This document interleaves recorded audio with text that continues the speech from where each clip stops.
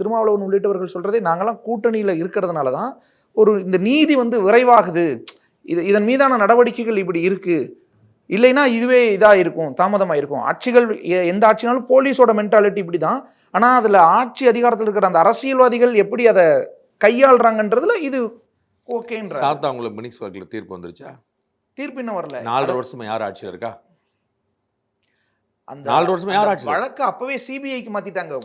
யார் ஆட்சியில் இருக்க? நீங்க கொடுக்கணும்லங்க. சாத்தான்குளம் அந்த பென்னிக்ஸ் குடும்பத்தினர் என்ன கேக்குறாங்கன்னா, யாருக்காக யாரை காப்பாத்த சிபிஐ இவ்வளவு தாமதப்படுத்துதுன்னு தான் கேக்குறாங்க. நான் தான் சொல்றேன், நீங்க இன்னைக்கு சார் நம்ம யார் விசாரணை பண்ணாலும் நம்ம தான் சப்போர்ட். என்ஐஏ தமிழ்நாட்டில் பல வழக்குகளில் சொல்லியிருக்கு எங்களுக்கு லோக்கல் போலீஸ் சப்போர்ட் கிடைக்கிறது இல்லைன்னு.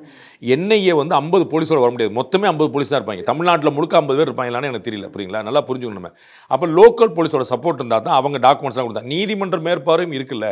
அப்போ நான் கேட்குறேன், 5 மாசத்துல அண்ணா பல்கலைக்கழக வாழை மனை வழக்கு வந்து முடிவுக்கு வந்துருச்சுன்னா அதுக்கு நான் காரணம். இங்க விசாரணை சிபிஐயோடது இல்ல. அதான் சொல்ல வரேன், நான் காரணம். நீங்க வச்சுக்கோங்க, உங்களுக்கு வந்து உங்களுடைய அஜெண்டாவை நிறைவேற்றி. நான் சொல்ல லாஜிக், நான் லா தான் நான் பேசுறதா இருக்கேன், லாஜிக் பேசுறதா இருக்கேன். நான் வந்து சப்போர்ட் இல்லைன்னு எப்படி, டாக்குமெண்ட்ஸ் வரலன்னு எப்படி வரும், பேப்பர் வரலன்னு எப்படி வரும்?